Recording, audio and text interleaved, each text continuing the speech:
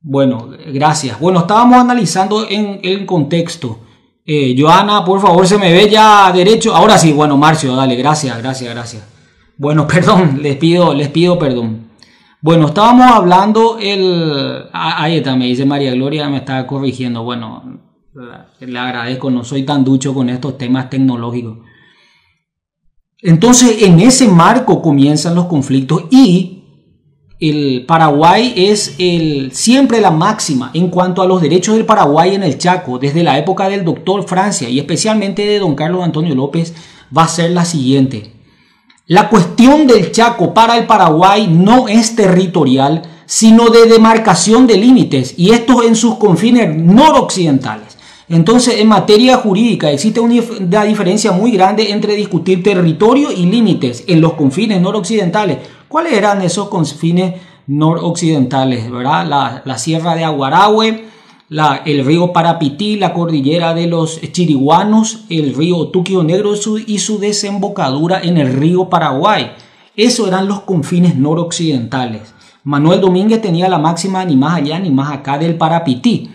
Entonces, vuelvo a decir, en materia jurídica hay una diferencia muy grande en decir, vamos a discutir territorio, que ya es una porción muy grande territorial, o vamos a discutir límites en aquellos confines en donde se basa la discusión en un pequeño espacio únicamente. Y es lo que el Paraguay decía, ¿verdad?, cuando era la tesis. Y en caso de ir a arbitraje, ir a un arbitraje de derecho en razón del cúmulo de documentos con que el Paraguay gozaba ya desde la época colonial. Por ejemplo, por citarlos rápidamente de este modo de introducción, todas las exploraciones que fueron realizadas al Chaco se hizo desde Asunción para el norte, nunca desde La Paz al sur. O sea, vuelvo a decir, desde Asunción para el norte. ¿Por qué? En busca del Potosí de la leyenda, en busca de la Sierra de la Plata, ¿verdad? En la expedición de Juan de Ayolas, de Nufrio de Chávez, que fundó Santa Cruz de la Sierra desde Asunción,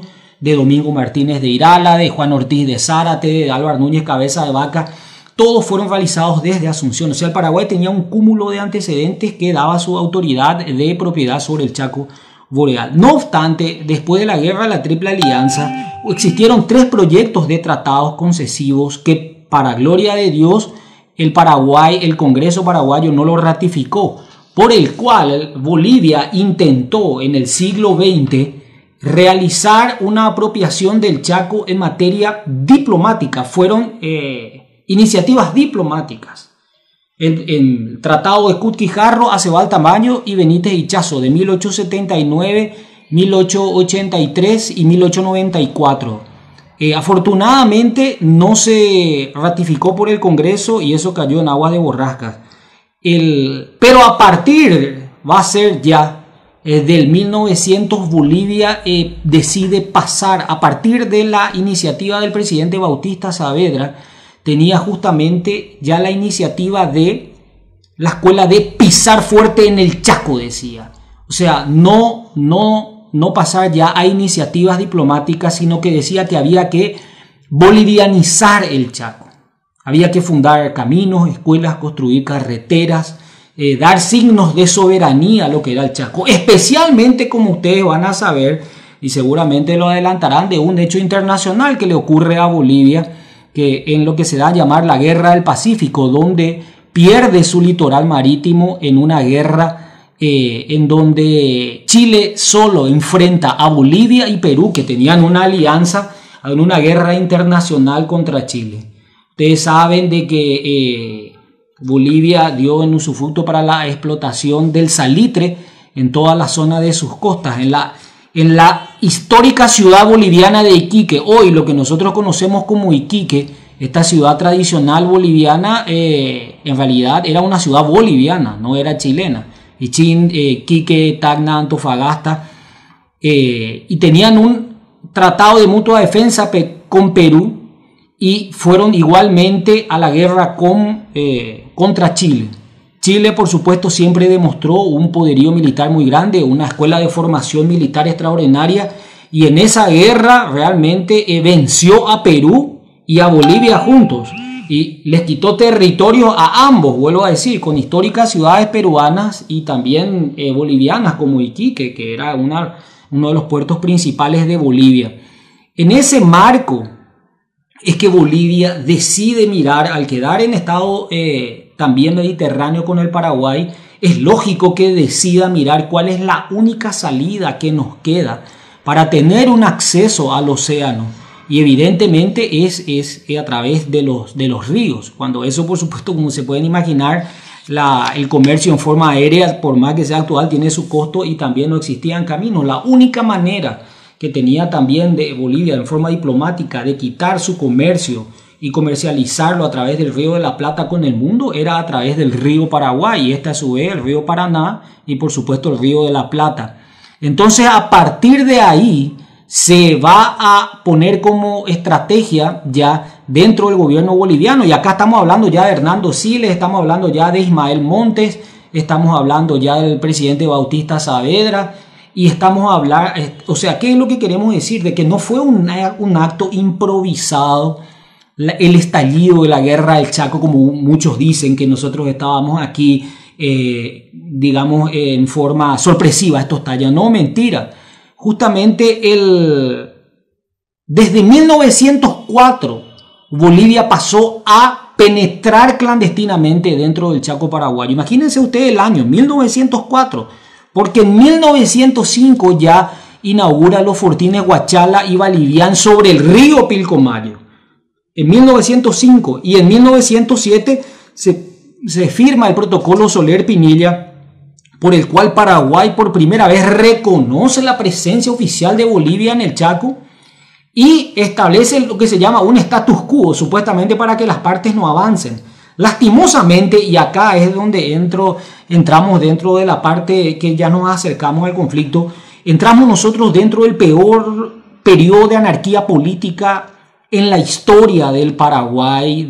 No vamos a hacer un juicio político, sino vamos a circunscribirnos exclusivamente a los hechos objetivos. Entramos en el peor periodo de anarquía política, cuartelazos, golpes de Estado, guerras civiles. Dormíamos con un presidente, amanecíamos con otro. En un momento dado tuvimos 3 presidentes al mismo tiempo, ¿verdad? Y en el marco de estas constantes guerras civiles, Bolivia aceleró su plan de penetración al Chaco, señores. Y se fue firmando a través de distintos protocolos. El protocolo Moreno Mujía y Ayala Mujía simplemente postergaban la discusión de límites con Bolivia para el futuro sine die mientras Bolivia penetraba. ¿Qué es lo que quiero yo decir con esto? En 1904 ya el doctor Antolín Irala, entonces ministro de Relaciones Exteriores, tenía un plan de defensa del Chaco. Pero la guerra recién estalla en 1932. ¿Qué es lo que quiero decir con eso? Que ya desde principios de siglo se sabía que la guerra iba a estallar con Bolivia. ¿Por qué se esperó tanto realmente para iniciar? Porque nunca se contuvo el avance de Bolivia y la penetración en el Chaco. Entonces, esa situación de anarquía política facilitaba.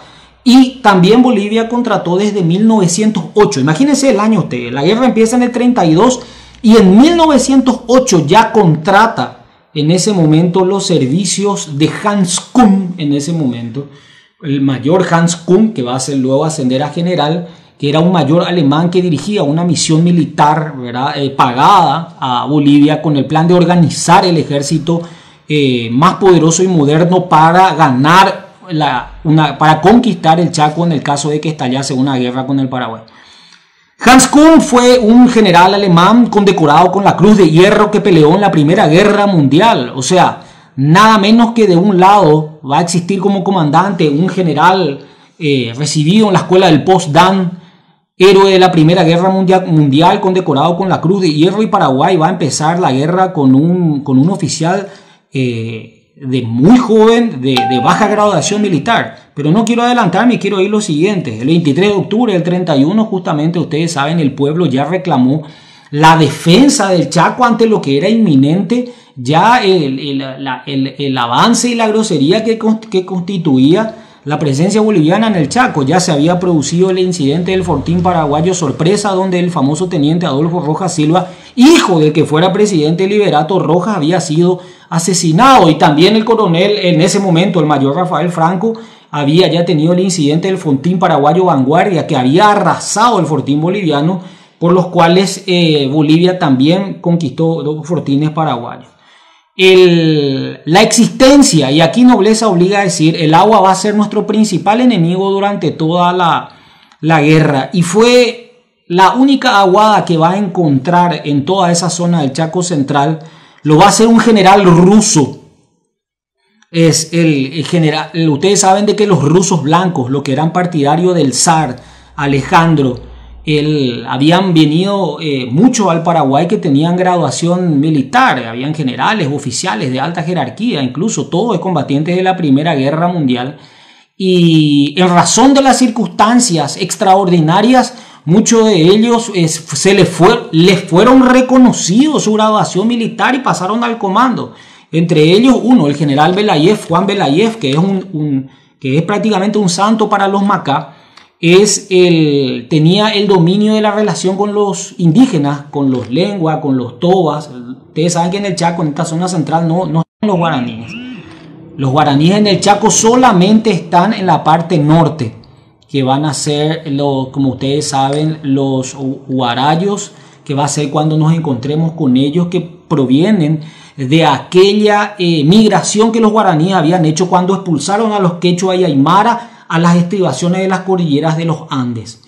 Entonces, en ese momento es el general Belayev, que con una patrulla de indígenas descubren lo que se va a llamar la laguna Pitiantuta, que los bolivianos después van a rebautizar como laguna Chuquisaca, y sobre ella establece una pequeña guarnición militar en lo que se dio a llamar el Fortín Carlos Antonio López sobre la laguna Pitiantuta.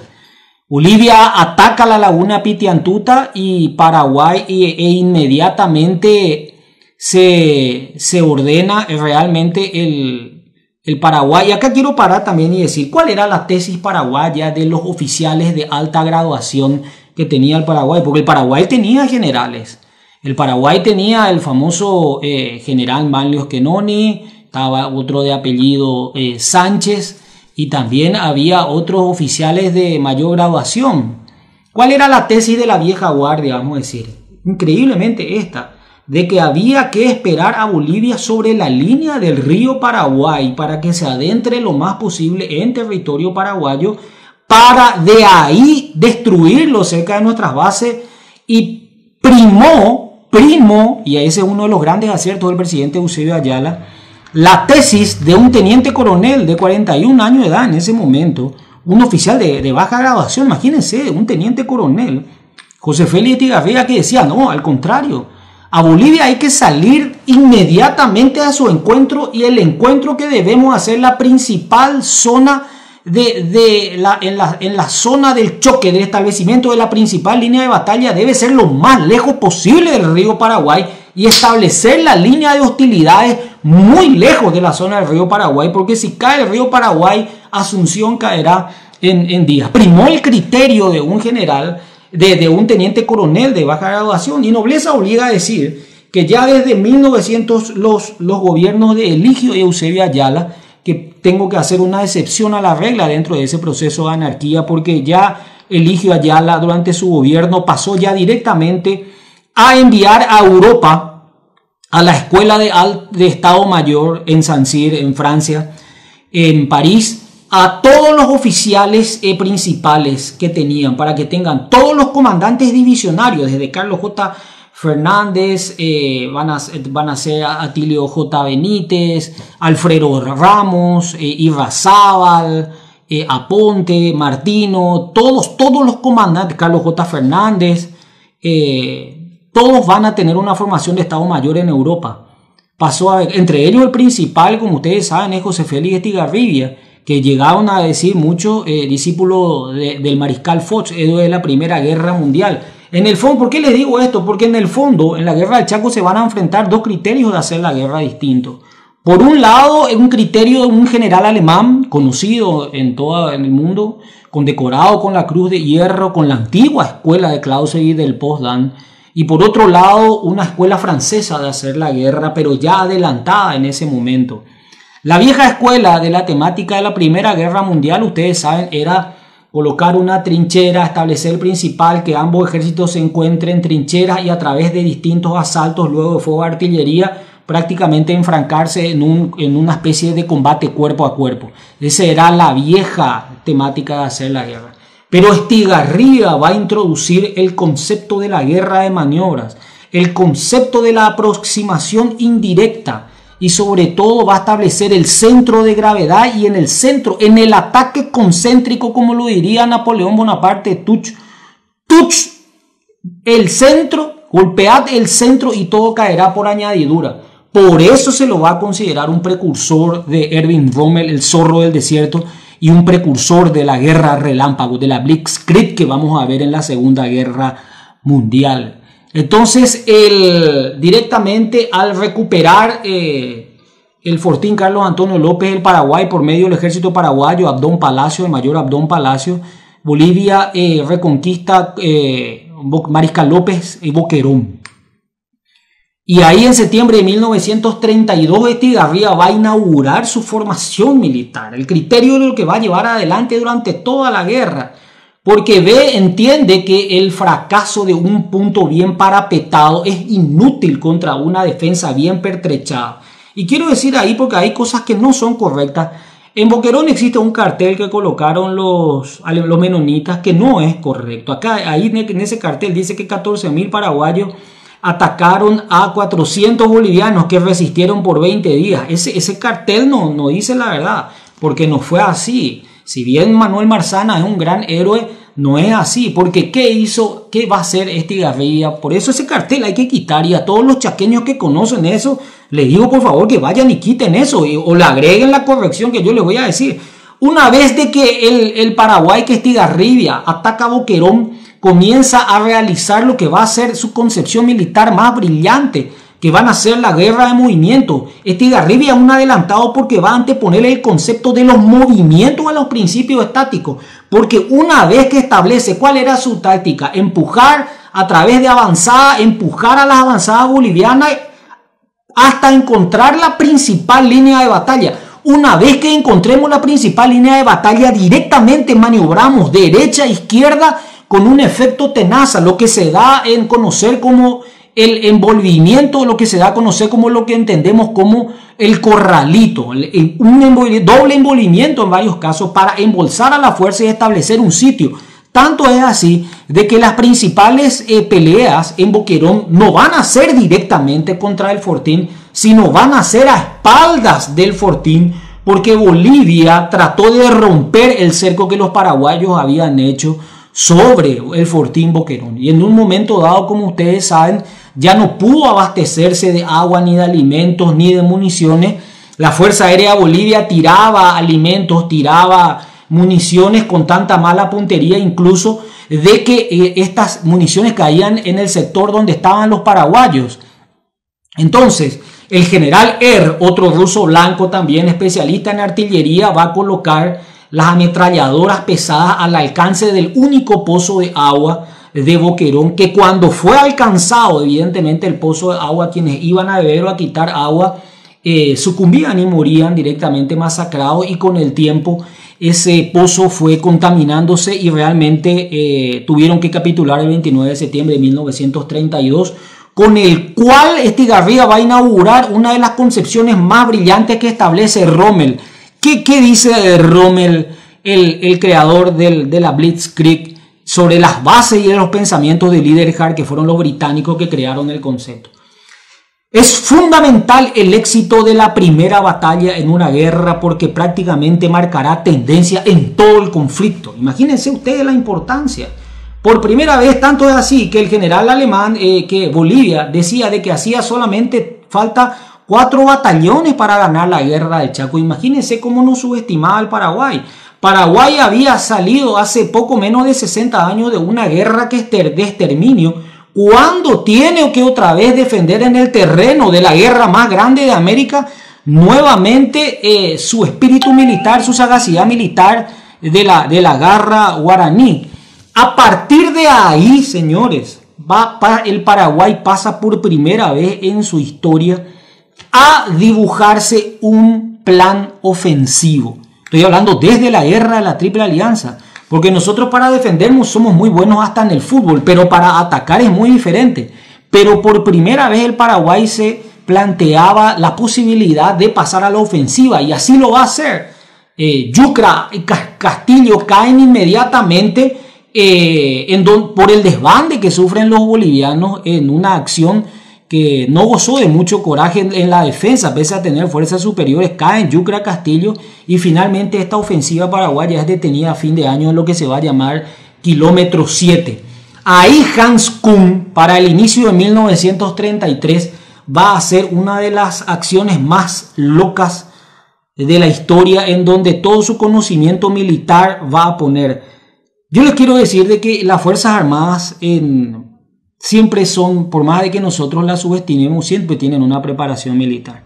Y como Hans Kuhn había sido nada menos que ha estado en Bolivia desde 1908, el Paraguay ya lo tenía estudiado al dedillo a Kuhn, sobre todo su actuación militar en la Primera Guerra Mundial, y sabía que no era muy adepto de un principio básico de la guerra, que es la economización de fuerza.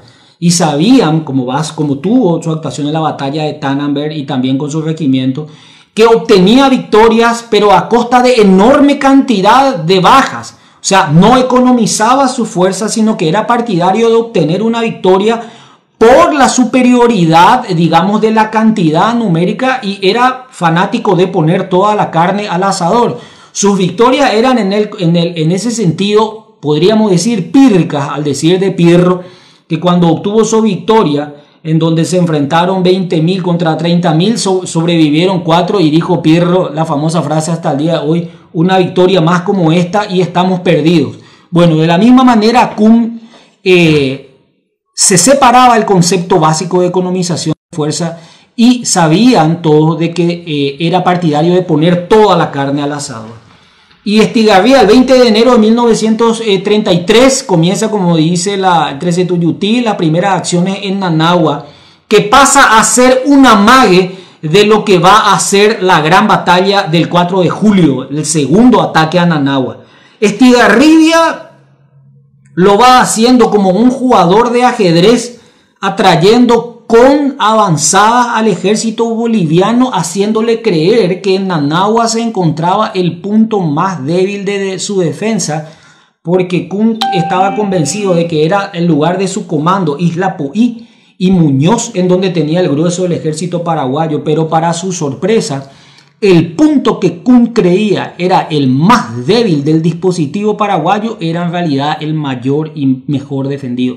Más de 12.000 hombres Paraguay concentró también en Nanagua y esperó a Bolivia. ¿Por qué? Porque el inicio de la primera batalla de Nanagua, que termina con una derrota desastrosa para Bolivia, Kuhn no retrocedió y prácticamente frente a las filas paraguayas fue preparando un nuevo intento de acción sobre el mismo lugar, faltando a otro principio básico militar, que es el factor sorpresa. Imagínense ustedes, 5 meses estuvo preparando el ataque a un mismo lugar, y el Paraguay viendo que el ataque iba a ser ahí. O sea, falló al principio de economización de fuerza, falló al principio de sorpresa, y evidentemente se escucha entrecortado. Voy a quitar.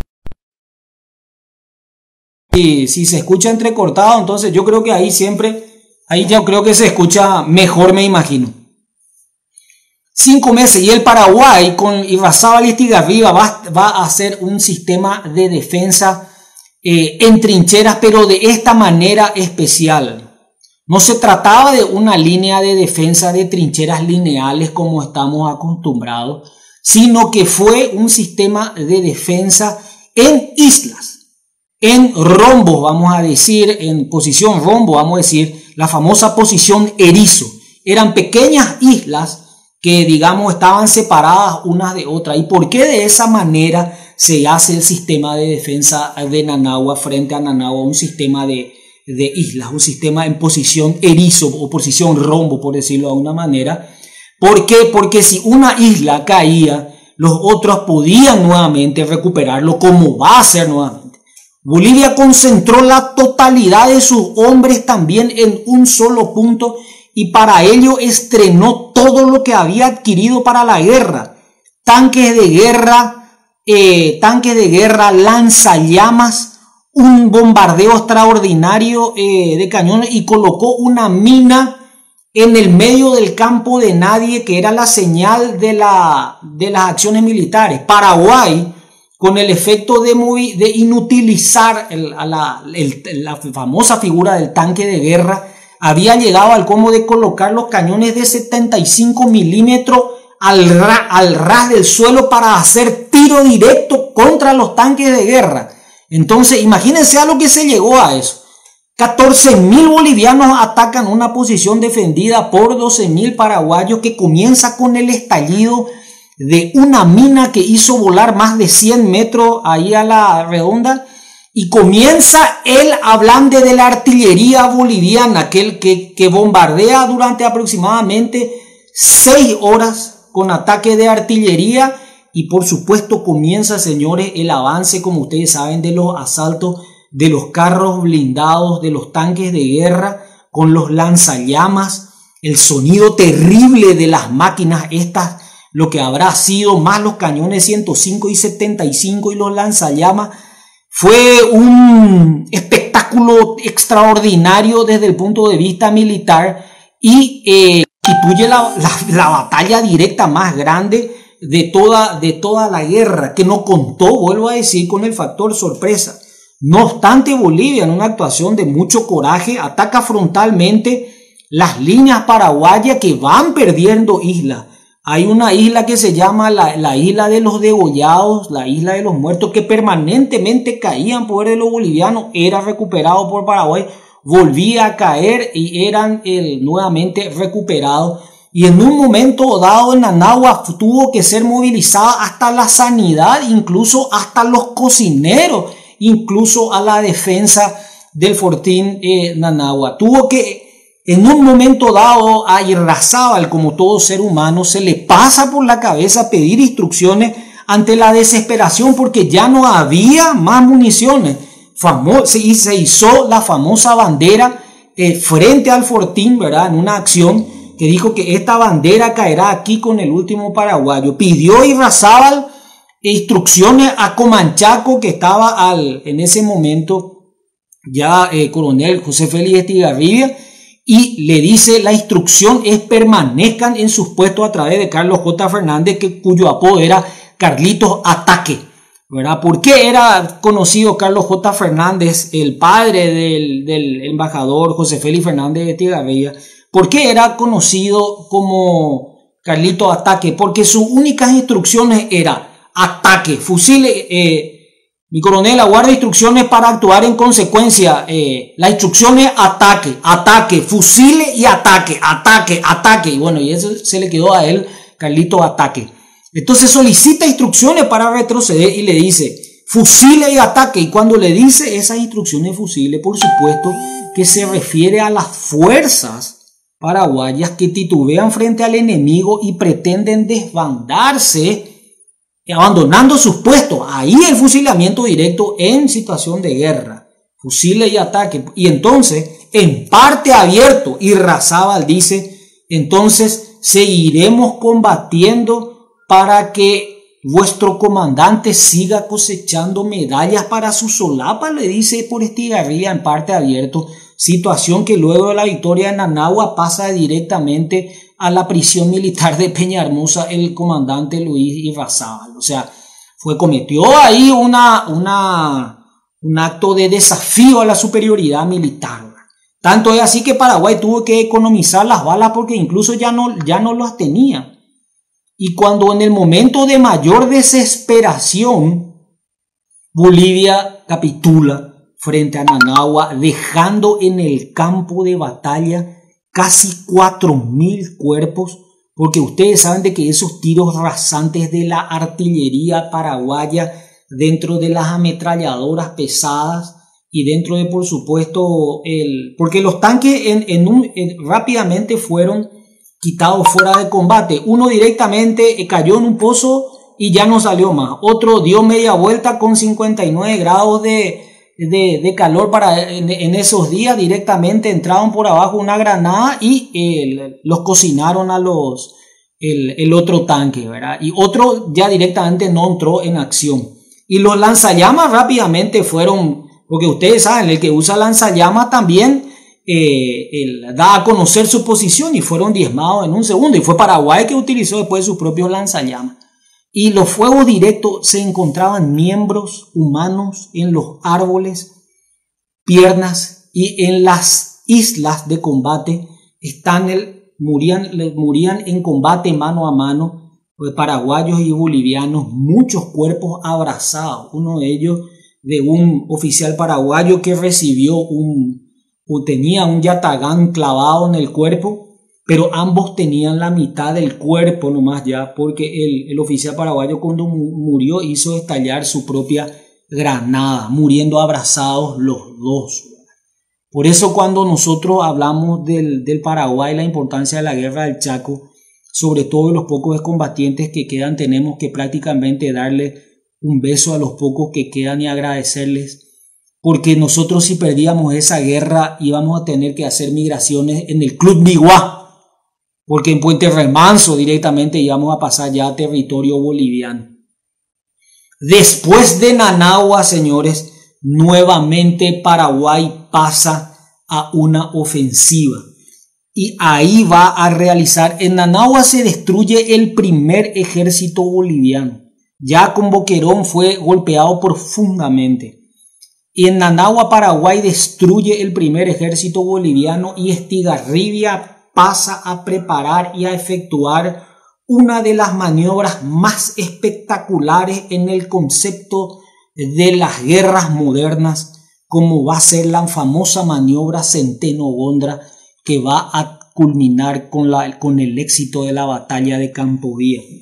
El sueño de Estigarribia era que el Paraguay no podía llevar adelante una guerra muy prolongada, porque era nuestro país pobre. Teníamos menos de 1 millón de habitantes.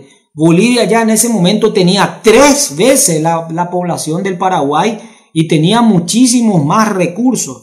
El Paraguay no podía darse el lujo de soportar mucho tiempo la guerra, y tenía que aplastar al enemigo en muy cortísimo tiempo, y Estigarribia estaba seguro de que una victoria espectacular lograría eso. Y para eso pasó a realizar su sueño, que era extender de oeste a este toda la línea boliviana, prácticamente como una serpiente, como una cuerda tensa, extender todo lo máximo posible, tentar amagar al ejército boliviano para atraerlo. Y cuando estuvo seguro de lograr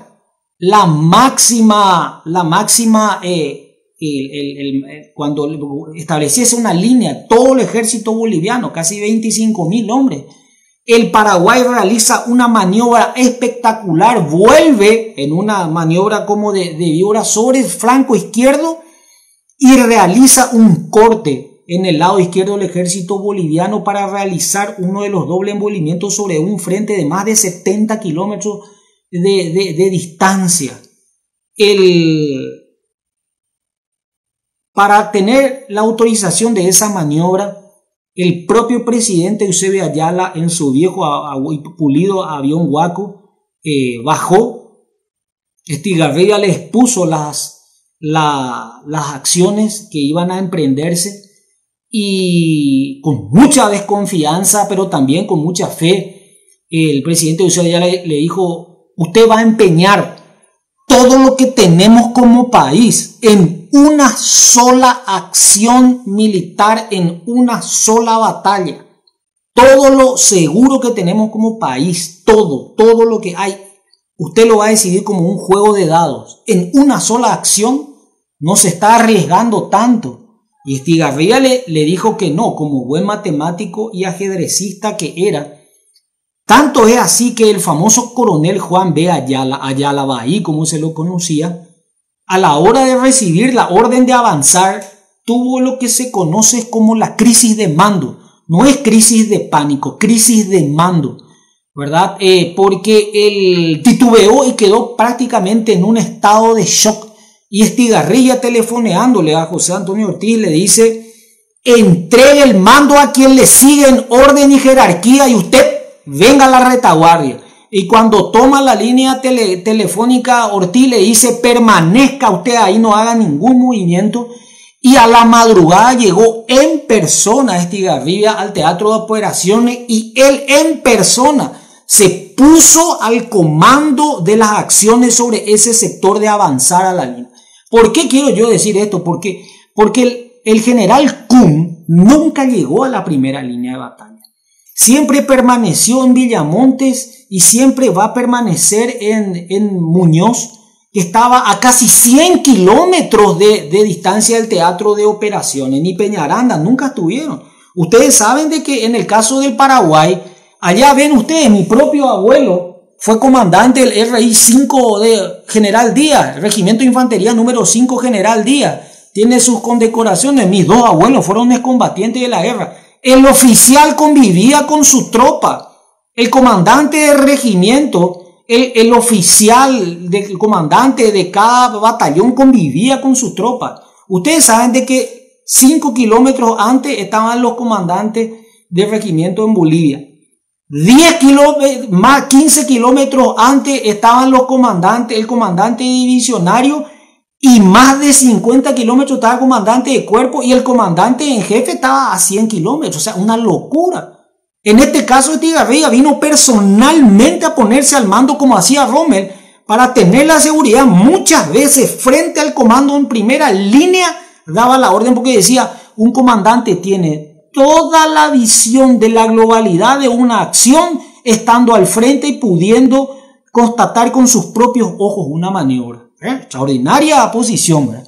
Y en ese mismo momento se establece la línea, avanza Franco, avanza. Yo quiero decir esto porque muchos se autoproclaman la victoria de la Concepción de la maniobra Centeno Bondra que termina en Campo Villa.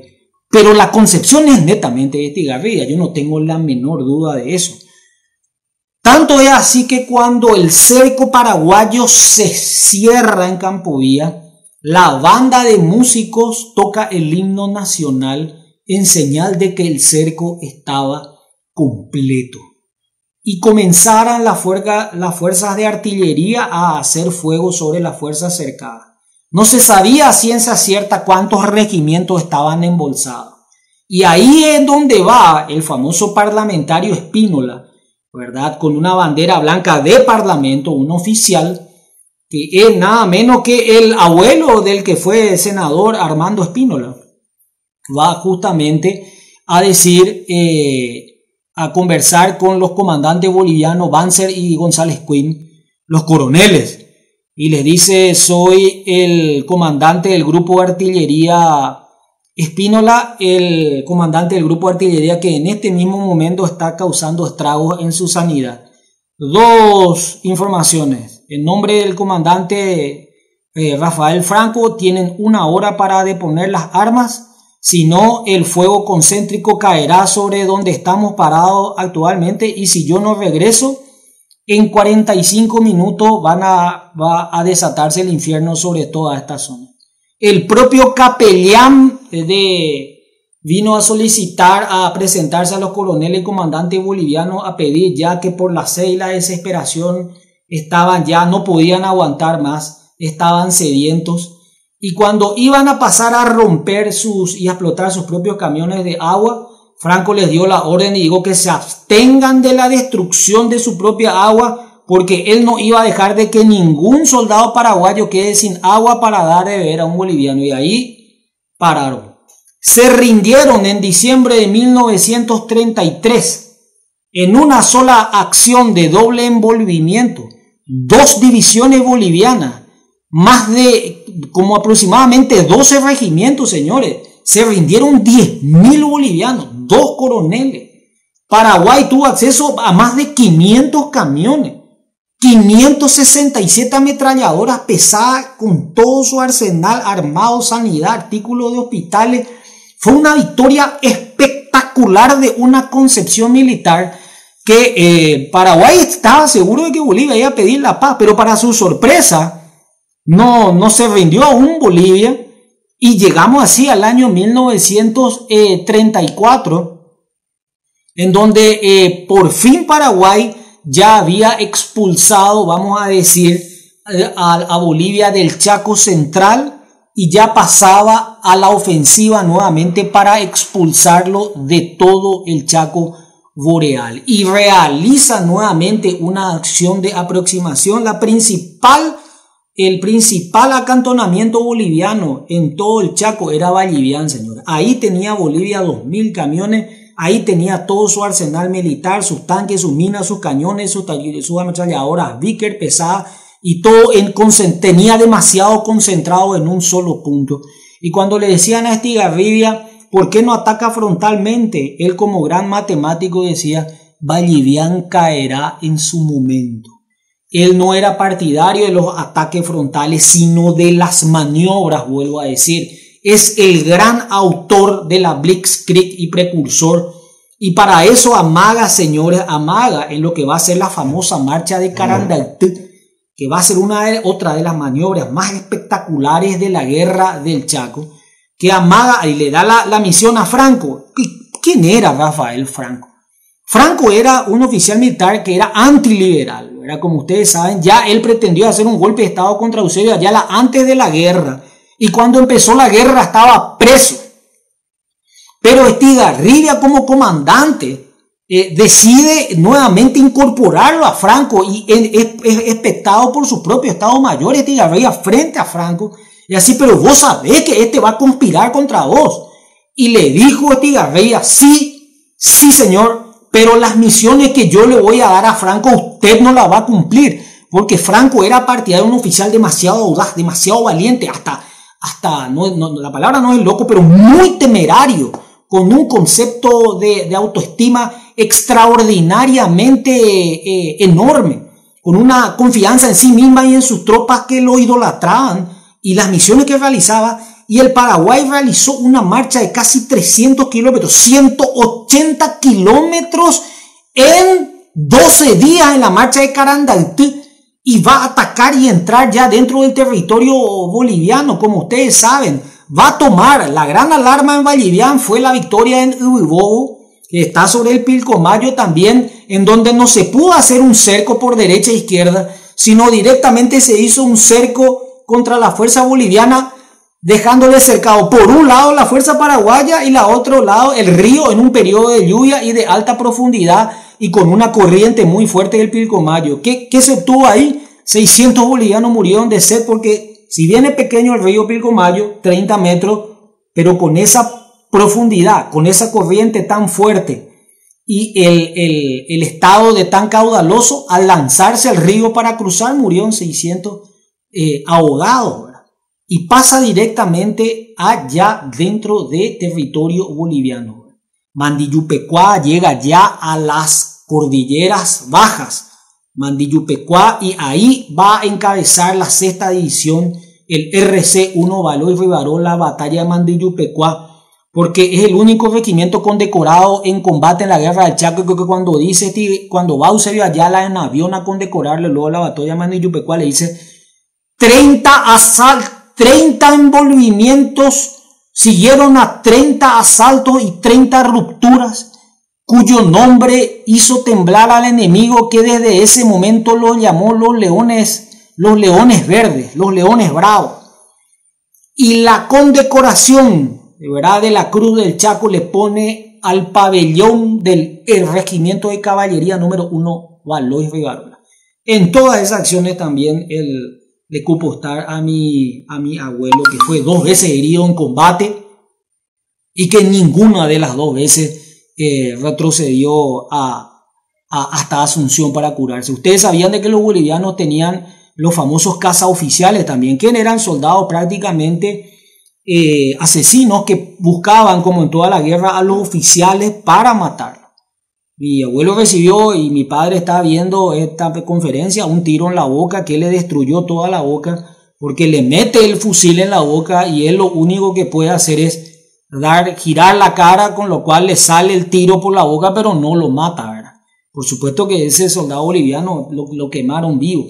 Pero pasa directamente la toma y retoma de Mandiyupecuá y la Machareti entra a Charagua y entra a Cañada Tarija y Paraguay rebasa el río Parapití. Y por supuesto Vallivian es abandonado. Y la guerra pasa de ser un intento de apropiación de Bolivia del Chaco y por primera vez el Paraguay se plantea, no digo que ya pasamos a ser malitos tampoco ya, ¿verdad? Sino se plantea ya una guerra de conquista. O sea, ya nos entró también a nosotros el bicho de la conquista y que la sed de sangre de tanta provocación de Bolivia ameritaba la conquista ya de los pozos petrolíferos y su captura. Entonces Paraguay llega a amagar en la zona de Villamontes, en donde luego de un ataque frontal Villamontes termina siendo inexpugnable. Y entre los oficiales bolivianos hay que reconocer que nunca existió una unidad de mando. Increíblemente Bolivia nunca realizó una unidad de mando en un solo hombre, sino que habían determinados cuerpos y divisiones que obedecían a un comando y habían otros que estaban a otro.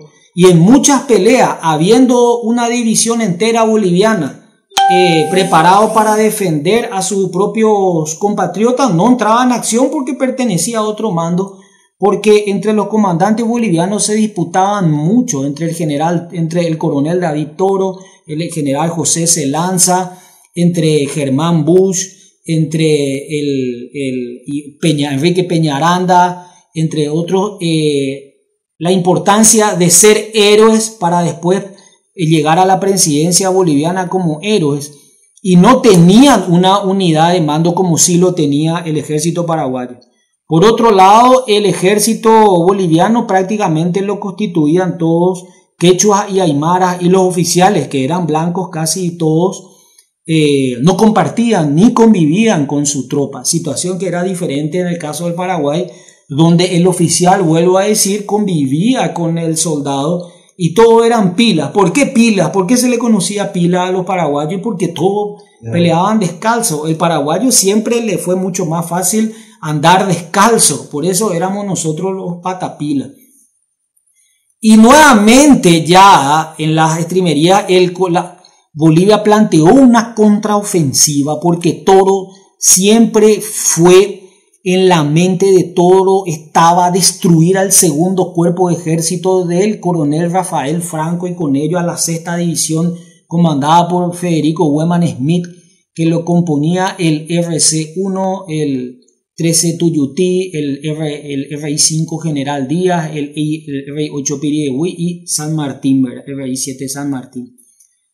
Entonces él fue siempre y recibe una orden Franco que no le gustaba en su momento, que era retroceder, hacer un retroceso en forma escalonada de Estigarribia, pero atiendan con esta salvedad, porque era realizar una retirada ordenada para tentar a las fuerzas de Toro a que se alejen de sus posiciones, fingiendo un proceso de debilitamiento, mientras el Paraguay iba a maniobrar a espaldas nuevamente del ejército boliviano. Tanto es así, señores, que en noviembre de 1934 se produce el desastre de Cañada del Carmen, y nuevamente Bolivia pierde en esa acción 6.000 soldados que caen nuevamente en un envolvimiento otra vez espectacular.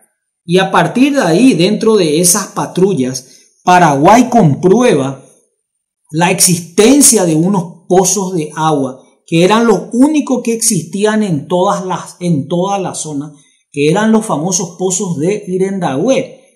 Todos los vehículos que tenía Franco se empeñaban en agua y en logística, y no podían incluso ni perseguir a los adversarios por eso. Entonces Estigarribia pasa a realizar la tercera concepción militar, que lo va directamente a consagrar, no según los paraguayos, sino según las escuelas modernas del arte de la guerra moderna, lo va a situar a la categoría de gran maestro en el arte de la guerra, por la concepción de una maniobra extraordinaria que lo va a dar a la 8ª división y que lo va a poner en el mando a un hombre que para el inicio de la guerra estaba retirado, que ya era un oficial mayor. Ustedes saben de que en ese momento la expectativa de edad era de 60 años y le otorga esa misión al coronel Eugenio Alejandrino Garay con 62 años para realizar la maniobra más audaz, pero a su vez más suicida y peligrosa, que consistía en realizar una marcha sin descanso, sin detenerse, sin abrir fuego, sin abrir picada, solamente con machete a través de los montes bajos para no ser detectado por la Fuerza Aérea, 70 kilómetros a pie en diciembre del 34 para salir a espaldas de 2 divisiones bolivianas y capturar los pozos de agua de Irendagua. Por supuesto que cuando Garay recibe esa orden sabía que era una orden suicida. No comunica los detalles del mismo a los oficiales y mucho menos a los soldados y emprende la marcha 70 kilómetros a pie en menos de 2 días, señores. Yo le traigo acá cuando vamos acá a Cupé, yo mismo tengo que decir camino desde Pacaraí y ya lo hice más de una vez, tomé el colectivo debajo del cerro porque ya no podía más y me bajé arriba y cuando me preguntaban, pero Bunio le está jodiendo a la Virgen, no te preocupes porque la Virgen justo en ese momento le estaba bendiciendo a otro y no me vio que yo me subí en el colectivo. Y los más jóvenes prácticamente para ir a un lugar por poco no quieren que estacionar el auto al lado de la parrilla y ahí nomás ya comer algo. Y ustedes saben, señores, lo que es hacer 70 kilómetros a pie con 59 grados de calor en diciembre para salir. Ahí es, en ese cuadro, en esa imagen dantesca, 70 kilómetros sin parar, sin abrir picada. Es que los soldados paraguayos, por supuesto, por la sed perdían el conocimiento con la lengua larga y lo introducían en la arena y veían visiones. Y ahí es que en donde Garay pronuncia una de las arengas, su arenga histórica, la más emocionante de la historia del Paraguay, en donde dice: aguantad, soldados míos, 2 horas más y vamos todos juntos a morir a Irendagua. Esto se dice en guaraní, ¿verdad? Pero me van a disculpar que como Faduli, eso mi dominio del guaraní no es muy bueno, me falta, tengo que meterle. Y le voy a preguntar a Fadul dónde es o a cualquiera de estos líderes campesinos, porque estos tampoco hablan guaraní. Orero, sostener, ore planteala, ore posición, contra el modelo agroexportador del Fondo Monetario Internacional y bueno, yo creo que hablo mejor guaraní que ellos. Bueno, pero esto saliendo nomás, haciendo al margen de esto. Sin descansar llegan a la madrugada. Ustedes saben lo que es hacer 70 kilómetros a pie sin descanso, sin agua, sin comida, sin descansar para llegar disparando por las espaldas del ejército boliviano, que por supuesto, pese a ser una fuerza superior en número y en elementos, gritan, por supuesto, como era siempre el grito, pilas en la retaguardia. Cuando gritaban pilas en la retaguardia era como que le dieron a Cuculelé, o es como que te quedes vos en una pieza sola y cuando prenda la luz te encuentres de frente con Juan Carlos Amoroso por ahí. Ahí te vas a asustar igual. Cuando gritaban pilas en la retaguardia eran una especie de ¡ah!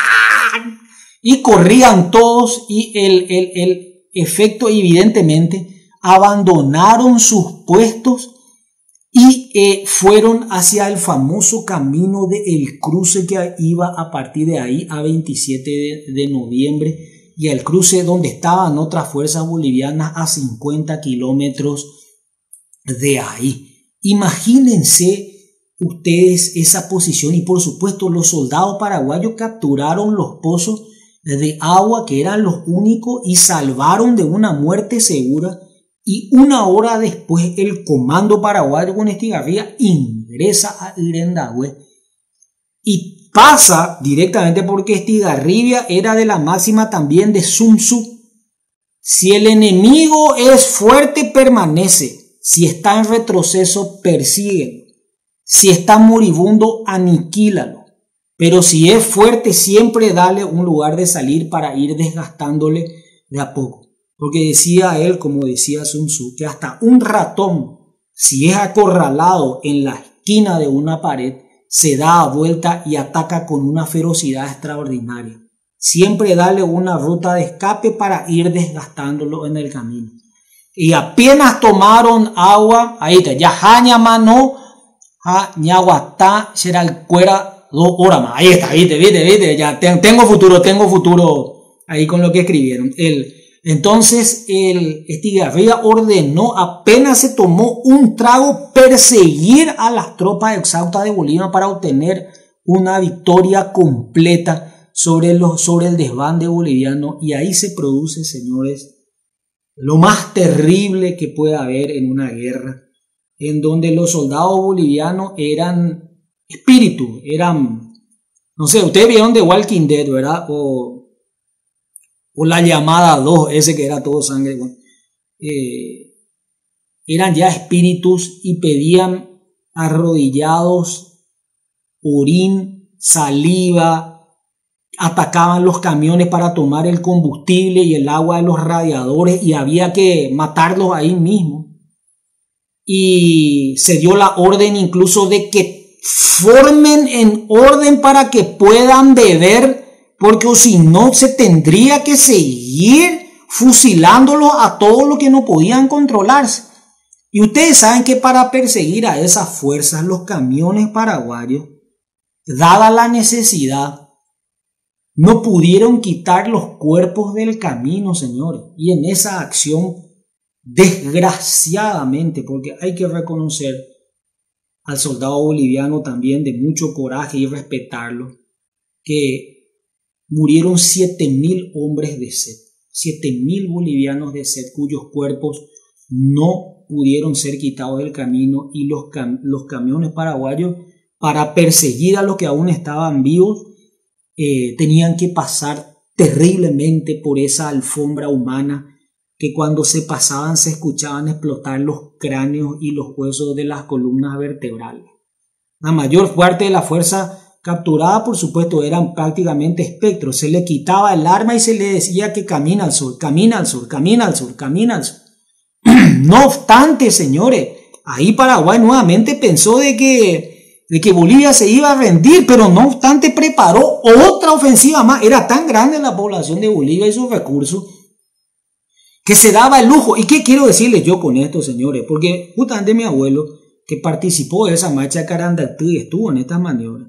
Una es la guerra acá cerca de Nanagua, que está cerca de Punta Rieles, que es Fred Engen, donde está el tren Casado, en donde a través desde Fuerte Olimpo, el río Paraguay, uno puede llevar elementos, comida, provisión, armas, todo. Pero otra es ya la guerra en territorio boliviano. ¿Y cómo haces para enviar desde Asunción logística hasta allá? A los que conocen el Chaco, yo lastimosamente no conozco el Chaco, creo, a lo máximo que llevé me invitaron hasta Benjamín Acebal, ¿verdad? No conozco más, espero que algún día me lleven aquí alguno a conocer. No conozco más, pero lo tengo más estudiado que cualquiera. Hasta Benjamín Acebal llegué, creo que eso es lo más lejos que llegué. Cerrito, ahí, después de Cerrito, porque un amigo tiene su propiedad hasta ahí llegué. Y con eso ya me hago yo el que conozco todo. Bueno, pero ustedes saben lo que es llevar la logística hasta territorio boliviano en las estribaciones de la cordillera de los Andes. ¿Y sabe cómo pudo el ejército paraguayo? Pudo eso, porque tenía la moral en alto. La marcha de Carandactú, Paraguay no tenía ni agua, no tenía más armas. ¿Y sabe qué decía Franco? Vamos a hacernos de armas con la captura que hagamos de los bolivianos. Será en todas maniobras suicidas. Y Radio Ilimani, que era una radio boliviana, tenía una ciudadana boliviana que había crecido y vivido en el Paraguay, que hablaba perfectamente guaraní. Y todos los días hacía partes abiertos para la línea paraguaya que decían, en guaraní por supuesto, vuestro comandante lo trae a una maniobra suicida. Ustedes están a cientos de kilómetros de su base de operaciones, sin logística, sin armas y sin alimentos, y los trae a una muerte segura. Y se miraba a mi abuelo y su camarada y se decía, y cierto niño, y cuál, y tarobán, y de... Pero la moral era tan alta, que como ustedes saben, como diría Sun Tzu, cuando la moral es tan alta, el soldado lo puede todo. Y es así, señores, que Bolivia realiza su llamamiento general recién al final de la guerra.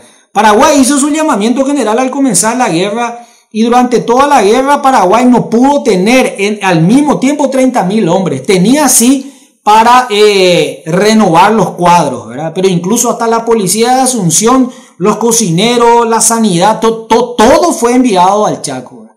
Entre comillas, Alfredo Seiferger en su libro La economía del Paraguay en la guerra del Chaco, prueba además, digo en homenaje a las mujeres, de que cuando las mujeres quedaron a cargo de la agricultura y ganadería y del trabajo en el Paraguay, cuando los hombres fueron, el producto PIB per cápita aumentó. O sea, las mujeres siempre son más cerebrales y trabajan mejor todo que los hombres. Ahí vale, no, y Cote lo estoy diciendo sin que me mire mi señora, que ya es un gran avance eso también.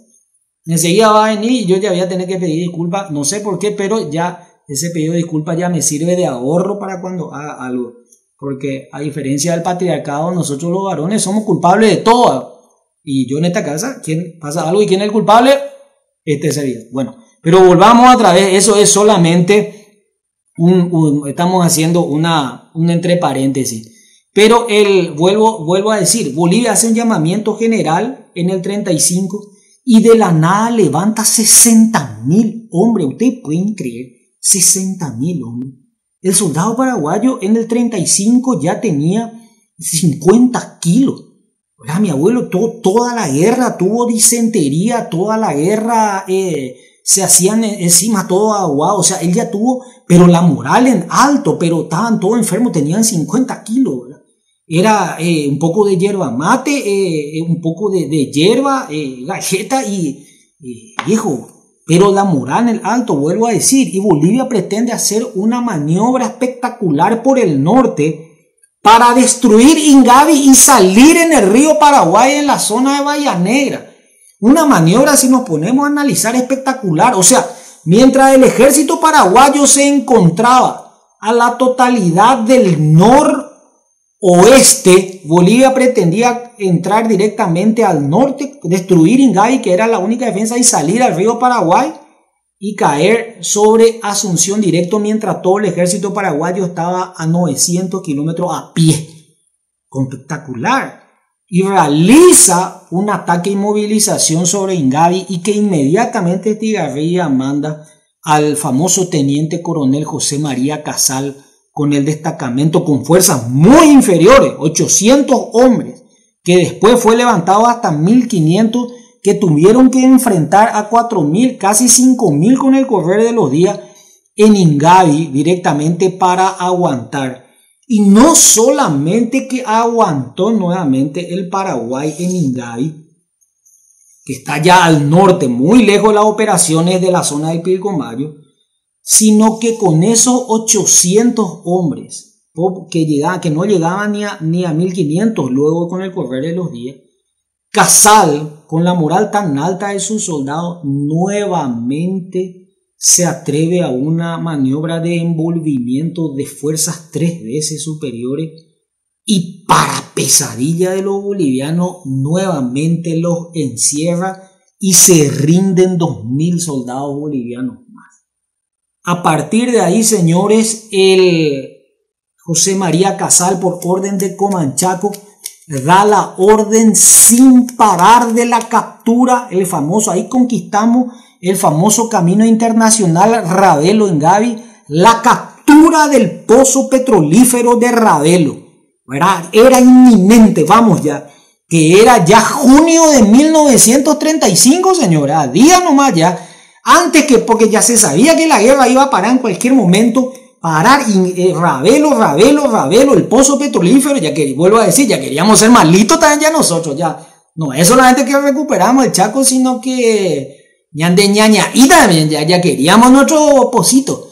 Y cuando iba a caer el pozo de Ravelo, Bolivia, a través de su embajador Enrique Finot, acepta la paz y cesan las hostilidades cuando Paraguay estaba a menos de 10 kilómetros del pozo petrolífero de Ravelo y muy cerca ya de Camiri, en una decisión que hasta el día de hoy es muy discutible, porque el Paraguay no llegó, estando a poco más de una vuelta de Ñuguazú, de los pozos petrolíferos de Ravelo.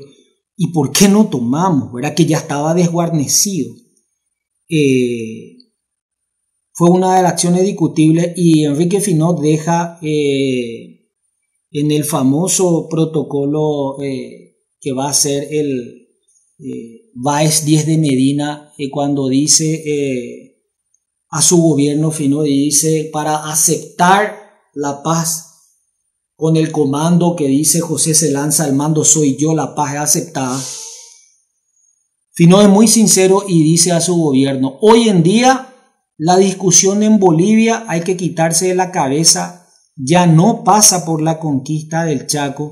Si hoy la realidad es que la preocupación de Bolivia pasa por el peligro del desmembramiento de todos los estados del sur, de Santa Cruz de la Sierra, Beni y Pando, y la pérdida absoluta de los pozos petrolíferos que comprometería eternamente el desarrollo de Bolivia, por el cual no nos queda más otro remedio que aceptar la paz.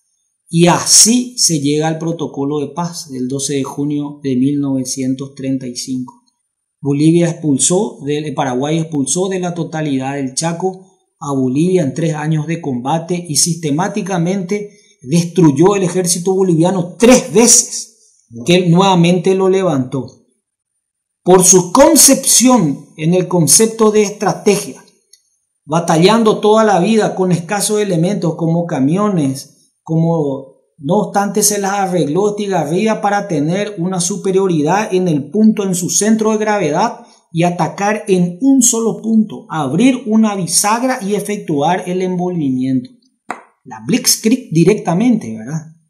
La batalla del Somme, que va a ser en Francia, las Ardenas, que van a ser cuando se esperaba, y la captura de París, cuando es tomado en menos de 30 días, es la Blitzkrieg pura de Rommel y de Guderian, nuevamente, lo que van a poner en marcha en el Afrika Korps. Entonces, Bolivia acepta cuando vio comprometida el desprendimiento de sus provincias del sur y la pérdida para toda la vida de sus pozos petrolíferos. Paraguay expulsó a Bolivia del Chaco y a través de la maniobra, señores, para ir terminando, por su concepción militar desde Boquerón, pero principalmente la concepción de la maniobra Centeno-Gondra, de Pampa Grande, Pozo Favorito, que termina con la rendición de 2 divisiones bolivianas sin disparar prácticamente un solo tiro. Más de 500 camiones agarramos ahí. Por las maniobras de El Carmen e Irendahue y la destrucción del ejército en Nanagua, es sin duda alguna, Estigarribia alcanza la categoría de genio militar y está situado como un gran maestro del arte de las guerras modernas, y es estudiado en West Point y en todas las instituciones militares. El bisoño soldado paraguayo, muy vivo, muy despierto, porque muchas de las acciones militares, por ejemplo, como el túnel de Gondra, partió de un soldado que decía a su oficial, al cabo, al sargento, al teniente primero, y iban al capitán comandante del regimiento y a su al comandante divisionario. Esto porque el oficial convivía con su soldado, que le trataba como un hijo y lo defendía. Era como Bolivia, que estaban a 5 o 10 kilómetros de sus soldados. Hubo decisiones, porque aquí veo esa incoherencia, ganamos la guerra, y dice María Gloria, es cierto, porque Paraguay para 1938 se había separado de lo que había dicho al principio. ¿Qué es lo que dije al principio? Que históricamente para el Paraguay la cuestión del Chaco no es territorial, sino de demarcación de límites, y esto en sus confines noroccidentales.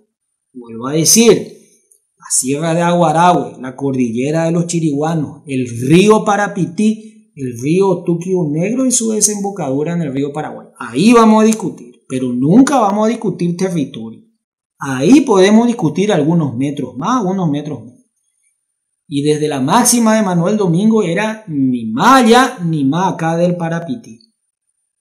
Y en caso de arbitraje, era un arbitraje de derecho en razón del cúmulo de documentación que decíamos tener.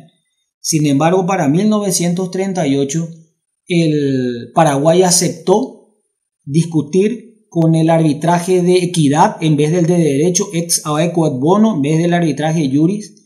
Y el presidente de la delegación paraguaya y en ese momento presidente del Partido Liberal, el doctor Jerónimo Zubizarreta, renunció a la Comisión Paraguaya para no firmar ni dejar su estampa de firma, y eso fue, con el tiempo se demostró de que el proyecto presentado por el doctor Efraín Cardoso, que a partir de ese momento recibió el apodo de Efraín Estandaroil Cardoso, había sido preparado y presentado por el embajador de los Estados Unidos ante el gobierno argentino, Sproul Braden, que le dio a Efraín Cardoso que lo presente como suyo.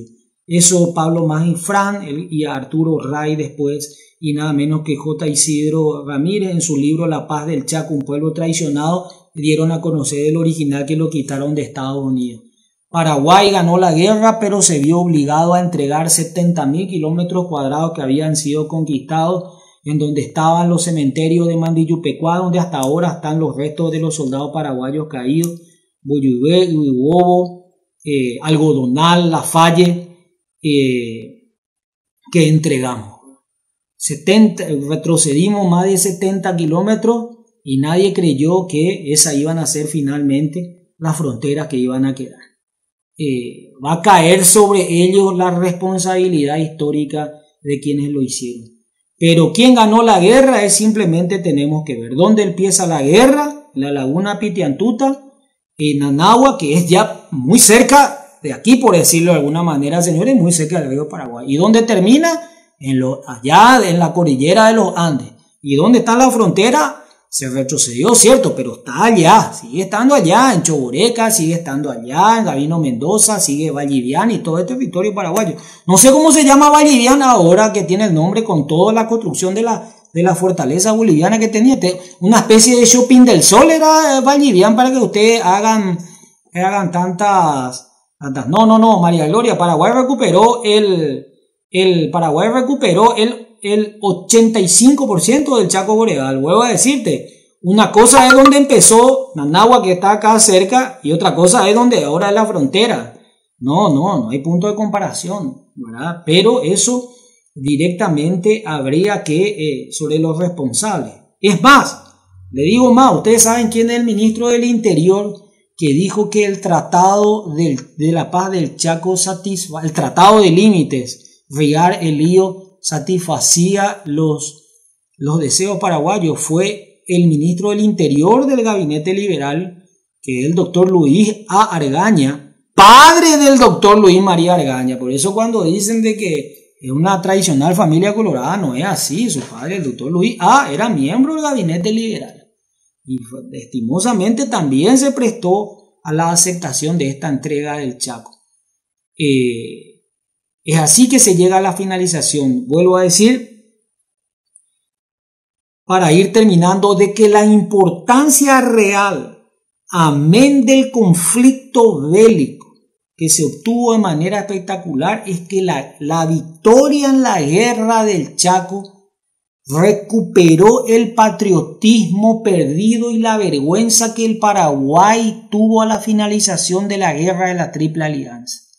Con la guerra del Chaco nosotros recuperamos el concepto de la raza guaraní y del vencer o morir y de la garra guaraní. Si perdíamos esa guerra no íbamos a tener absolutamente nada. Por tanto, el criterio de pensamiento nacionalista no lo tenemos como dicen algunos de Alfredo Stroessner que tenemos ahí porque era muy nacionalista. No, lo tenemos a la victoria de la guerra del Chaco. Y le quiero decir a los amigo de la izquierda radical cuyo objetivo es derrumbar cada estatua en homenaje al soldado desconocido de la región oriental, que dicen de que es símbolo del patriarcado opresor, machista, belicista de nuestra historia. De que ese monumento al soldado desconocido en cada plaza de cada ciudad de la región oriental está ahí porque desde ahí partieron todos los mejores jóvenes de toda una generación de esas ciudades para la defensa del Chaco, y ahí regresaron los sobrevivientes y lisiados. Y cuando hermana, esposa, hija, familiares fueron también por los otros familiares que no llegaron, sus camaradas le dijeron, ellos se quedaron en el Chaco. Entonces, en homenaje a los caídos, cada ciudad de la región oriental, su plaza mayor, según la disposición española, frente a la iglesia, con el juzgado de paz y la comisaría, tiene la estatua homenaje al soldado desconocido, no como algo patriarcal ni nada, sino porque representa la sangre de los que quedaron en el Chaco en la defensa del Paraguay.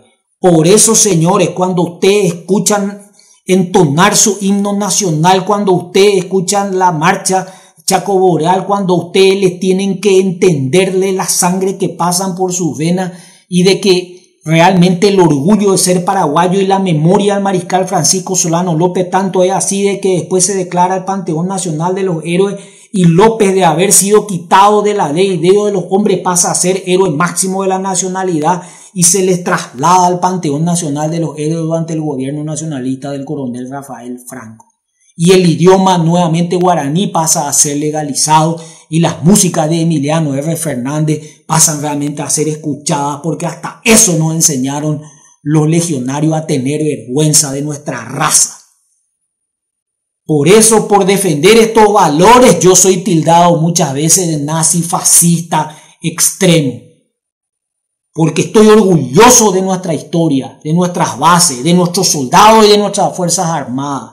Y aquí, señores, me van a disculpar, perdón por el término que ya decía, pero ni en la puta vida un Nicolás Maduro, ni un Hugo Chávez, ni un Che Guevara, ni Alberto Fernández, ni Kirchner, ni nada va a venir. Acá es el mariscal López, el doctor Francia, el mariscal Estigarribia, el que nos tiene que primar. Y mañana, y a través de esta clase, somos el único grupo civil para que vean lo mal que estamos, que hacemos un homenaje a los héroes del Chaco.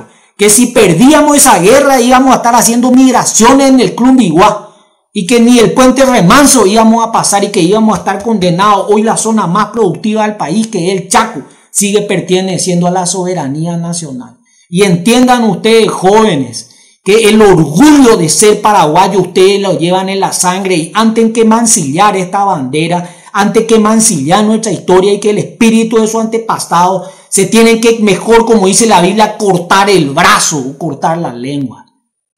Porque para que nosotros podamos ver flamear independiente nuestra bandera, tuvieron que sangrar tantos millones de paraguayos. Y por eso nos respetan. Y como diría José Félix Estigarribia cuando da su discurso y dice, no niego que soy hombre de paz, pero mi profesión me habilita a conocer los más altos conflictos de las guerras. Al Paraguay le cupo paradójicamente el destino de ser un pueblo manso y pacífico, pero tener que habido volcar en las guerras internacionales todo el mayor espíritu de sagacidad militar, valentía y coraje en las dos guerras más importantes del hemisferio occidental. Las guerras más grandes de este hemisferio increíblemente fueron protagonizadas por el Paraguay, porque el único que le sigue es la guerra de secesión de Estados Unidos, pero una guerra civil interna entre ellos, se mataban entre ellos. Pero después las otras dos guerras más importantes tuvo como el Paraguay. Entonces, señores, nosotros vemos en otros países que tocan su himno, lloran todo, bajan de sus autos todo. Acá en Paraguay se dejó de hacer el juramento a la bandera. Cuando toca el himno la gente se duerme. Todo el mundo estamos con nuestro celular. Puta, jóvenes, aprendan a respetar su historia, aprendan a caramba a respetar sus héroes. Y cuando alguien va a hablar mal de su país, métanle todo el brazo en la boca. Y cuando te van a decir de que esto es una historia patriarcal y te van a hablar de que héroe, ustedes se acuerdan, yo escraché una obra que se burló del mariscal López. Y me acusaron de que yo ataqué un teatro. Yo no ataqué ni un teatro. Yo me levanté en medio de la obra y dije, ustedes no pueden faltar el respeto al héroe máximo de la República del Paraguay, y me retiré. Y me acusaron de que yo por poco no metí cuchillo ahí. La turba del progresismo mediático me condenó. Pero por si defender el lema Dios, Patria y Familia, por defender nuestros valores de la patria y a nuestros héroes, a mí me van a tildar de fascista. Pues con todo honor, carajo, entonces soy fascista. Entonces, señores, en este día especial, víspera de feriado, rendimos un homenaje a los héroes del Chaco. Y yo vuelvo a decir, en la memoria de mi abuelo, y le quiero mostrar las imágenes de las reliquias que yo tengo en mi casa. Tengo acá el fusil M1 con su yatagán. Tengo sus condecoraciones. Aquí está el coronel comandante del RI5, su sable del colegio militar, sus publicaciones que salió en el diario, y acá está nada menos que sus condecoraciones de guerra, el Cruz del Chaco, el Cruz del Defensor, y por una acción militar, el Cóndor de los Andes, que dice este texto, y les leo: uno de los hechos más resaltantes de la actuación del entonces capitán Faustino Ocampo en el 1935 durante la Guerra del Chaco se dio justamente en circunstancias en que el RI5 General Díaz, al cual pertenecía el capitán mencionado, en pleno avance de las fuerzas paraguayas en territorio boliviano, se vio obligado a ocupar la estancia Hoyos en el sector del Parapití, en cuya entrada principal de una de las puertas de la casona prendía la nota dirigida al comandante de las tropas paraguayas solicitando expresamente en forma encarecida se respetara los bienes pertenecientes a una familia tradicional boliviana cuyo patrimonio constituye todo un legado de inapreciable valor intrínseco. El capitán Faustino Ocampo, enterado del contenido de dicho mensaje y lo que es más, imbuido de la proverbial nobleza del soldado guaraní, tomó las providencias del caso disponiendo que nada se tocara y se mantuviera intacto todo bien de la propiedad mencionado, salvo lo de estricta necesidad para consumo y supervivencia del personal.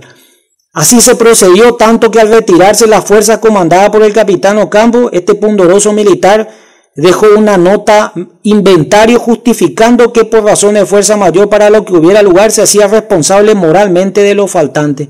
Y finalmente, en un acto oficial con la presencia del presidente boliviano, cuando vino aquí ya en el gobierno del presidente Morínigo, preguntó si dónde estaba el capitán Ocampo y le dijeron ahora ya es mayor, y le fue impuesta la medalla, el Cóndor de los Andes, la más alta condecoración del gobierno boliviano. Pero no obstante, nunca usó, porque era una medalla boliviana, mi abuelo usó siempre sus condecoraciones, la Cruz del Chaco y la Cruz del Defensor.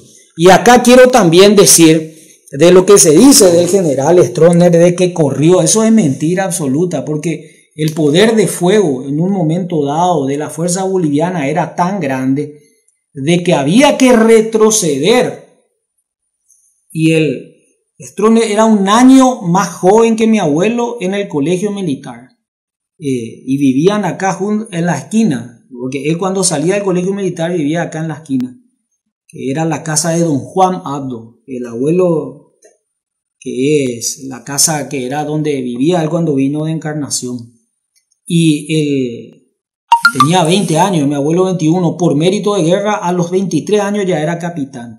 Entonces, señores, y acá tengo mucho más armamento, los reglamentos de tiro de ametralladora, porque él justamente disparaba la ametralladora pesada, que tenía incluso un tanque de agua y entre 10 habían que utilizarse. Con esto quiero poner punto final, señores, al desarrollo de esta clase, y quiero que entendamos de que esta no es una clase cualquiera, sino que es un homenaje a los héroes del Chaco para que nunca nos desaparezca de la memoria el mérito de los que hicieron nuestros antepasados para que nosotros tengamos el derecho de ver flamear independiente nuestra bandera. Nunca dejen que nadie hable mal de su patria ni de sus héroes, aun cuando la prensa progresista por eso los tilden de fascistas. Y más que nunca, defendamos nuestros valores, porque estamos librando la batalla contra una corriente de izquierda radical que pretende instalar en nuestro país un criterio de valores y hasta terminar con la familia tal cual la conocemos como papá, mamá e hijo, y borrar a Dios de la historia y burlarse de todos nosotros y de nuestros antepasados. Nosotros, usted y yo, somos la resistencia, porque tenemos en el alma la garra guaraní y el vencer o morir. Así que, señores, un fuerte desde el fondo del corazón. ¡Viva el Paraguay! ¡Viva los héroes del Chaco! ¡Viva el mariscal Estigarribia! ¡Viva el coronel Eugenio Agaray! Y viva el soldado desconocido. Ha sido un placer estar en este encuentro con ustedes, señores. Y vuelvo a decir, podemos mirar el vaso medio lleno y medio vacío. Medio vacío si miramos de que mañana ninguna institución del Estado va a rendir un homenaje a los héroes del Chaco. Pero medio lleno si somos optimistas para decir, para eso estamos nosotros. Señores, disculpe que me excedan en el tiempo, y espero que como yo realmente sintamos esa pasión en el espíritu de ser paraguayo y de lo que tenemos preparado para el futuro. ¡Viva el Paraguay! Muchas gracias y hasta la próxima, queridos hermanos. Que Dios les bendiga en este día que nos hemos encomendado a Él. Muchas gracias.